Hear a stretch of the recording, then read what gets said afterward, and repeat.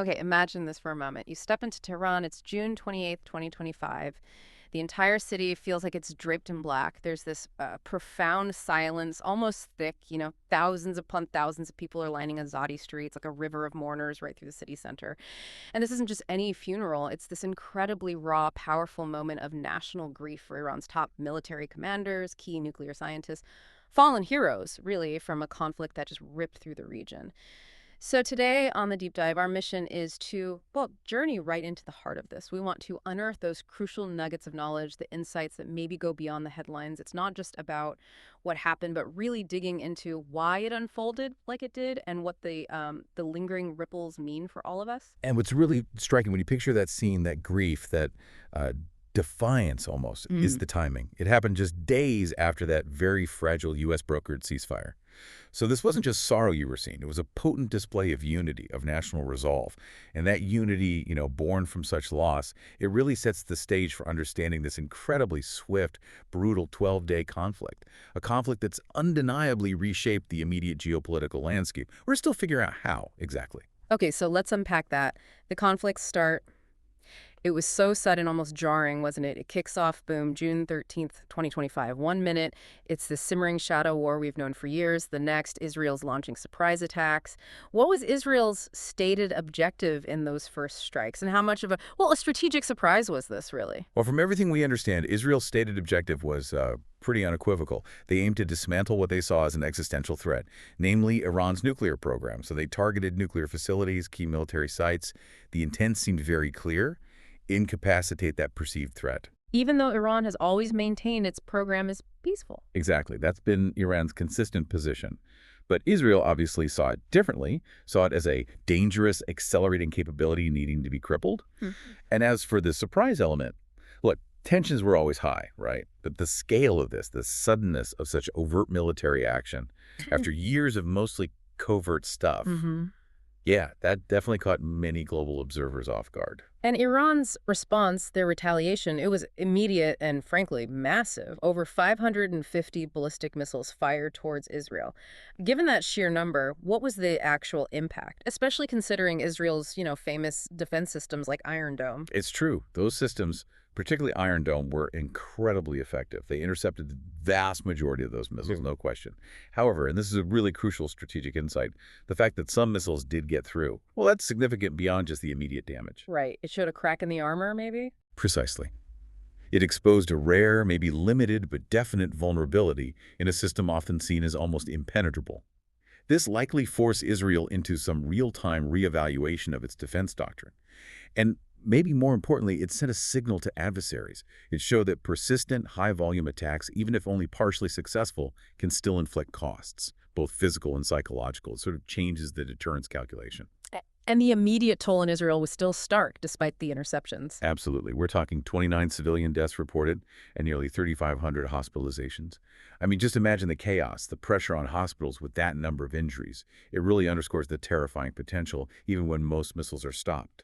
Highlights the severity. Okay, shifting focus now to the human toll within Iran itself. It was just devastating.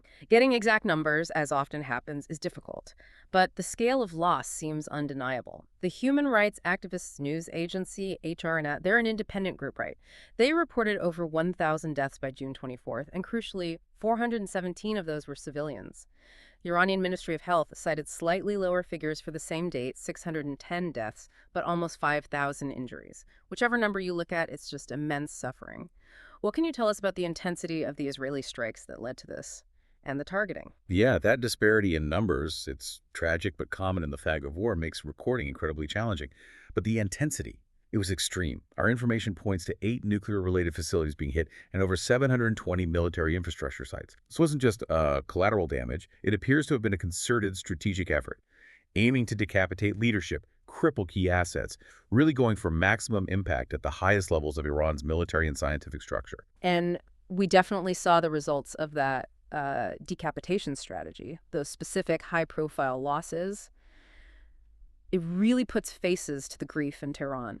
General Hossein Salami, IRGC chief, a veteran, major regional figure, gone. Right. General Amir Ali Hajizadeh, head of the IRGC's aerospace force, the guy behind the missile program, also killed. Instrumental, yes. And other commanders, too, like Mohammad Bagheri, Ghulam Ali Rashid, plus, critically, 11 nuclear scientists. And it's crucial to grasp, these aren't just military or scientific setbacks. They represent a deep symbolic blow to Iran's national pride. These weren't just names. Their deaths transformed those funerals into a powerful rallying point for public support, for national resilience. You could feel that in the descriptions from Azadi Street. Absolutely. And it wasn't just military figures being honored in those specific ceremonies on June 28th. Among the 60 recognized were 4 women, 4 children. That really underscores the broad impact, how deeply this cut into civilian life, too. The government even closing offices so people could attend. That tells you something about the national significance. Yeah, speaks volumes. But, an interesting strategic question arises here. How effective is such a decapitation strategy really against an organization like the IRGC, which is deeply embedded? History often suggests these groups can be quite resilient, maybe even decentralized. So the real question for analysts is, does this tragic loss paradoxically consolidate power among the remaining hardliners? Or does it create some kind of unpredictable vacuum? That's something to watch. That's a really important point. Now, the conflict did, thankfully, pause. That moment came June 24th, 2025, a U.S. brokered ceasefire, and announced in a very 2025 way by U.S. President Trump via social media. Quite the diplomatic channel, wouldn't you say? Indeed. A sign of the times, right?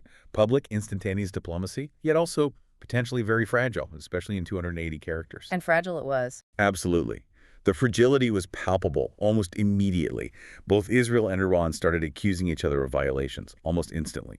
We heard reports Israel bombed a radar site near Tehran. Iran flatly denied launching any more missiles. Trump's urgent call for both sides to just calm down. You could almost hear the tension in that. It reflected just how delicate that balance was, how easily it could shatter. What kept it so fragile, do you think, beyond just the immediate accusations? Well, I think it boils down to the deep-seated, almost pathological distrust on both sides, built up over decades. I mean, even a minor incident, a misunderstanding, it's instantly seen through this lens of existential threat. Decades of animosity essentially weaponize every little misstep. True de-escalation becomes incredibly difficult in that environment. So the terms themselves seem straightforward enough, a halt to attacks. Israel agreed, but only if Iran stopped the missile strikes. On paper, yes. But the mediation itself was incredibly complex. Direct channels, indirect channels, involving the U.S., Qatar, other players. It was a real diplomatic scramble under immense pressure. Stepping back a bit, as you mentioned, this isn't happening in a vacuum. This recent conflict, it feels like a direct chapter in that long, long shadow war between Iran and Israel. Exactly. It's a symptom of a much larger, deeper historical dynamic.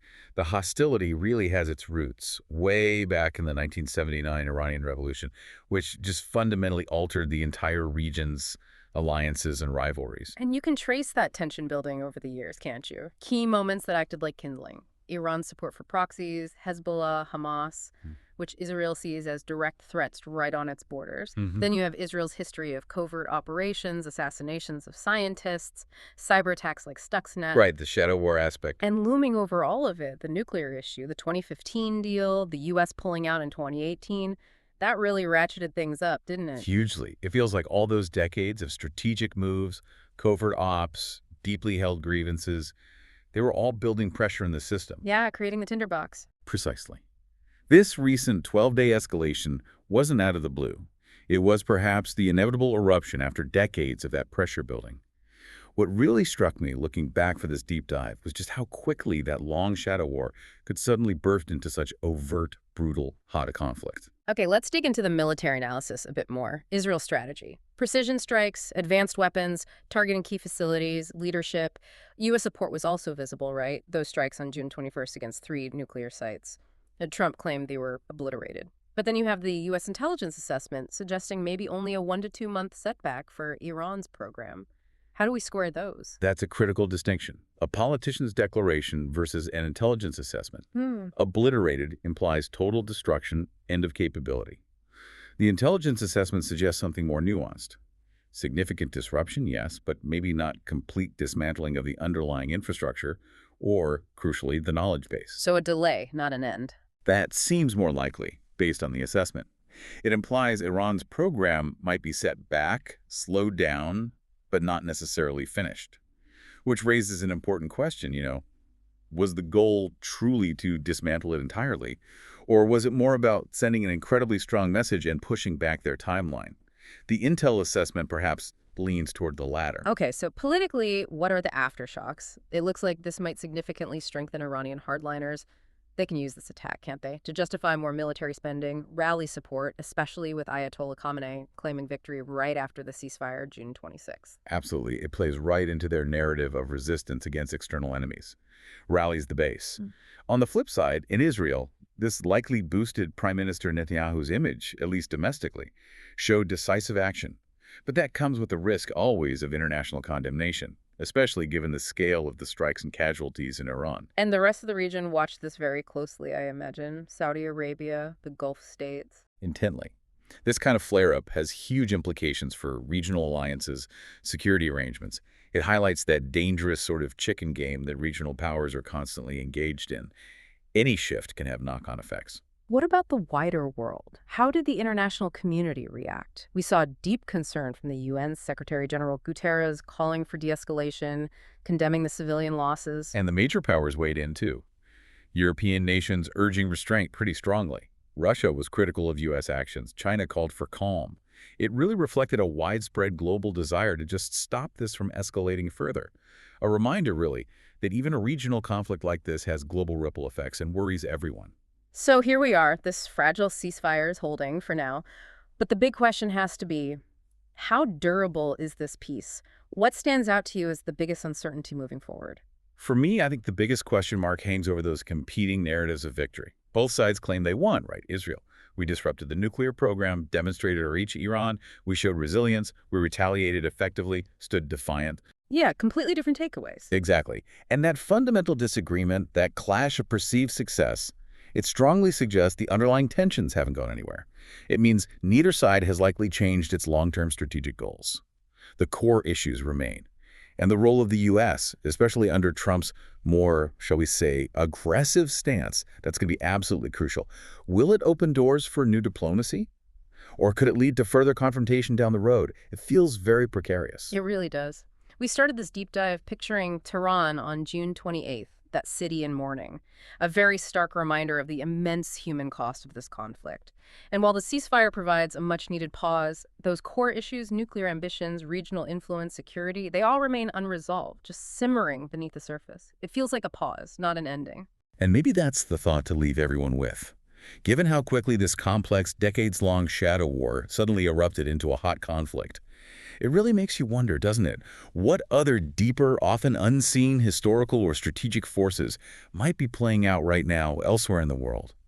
Quietly building pressure, just waiting for their own moment to surface. What small sparks, maybe things we're overlooking today, could potentially ignite major regional or even global shifts tomorrow?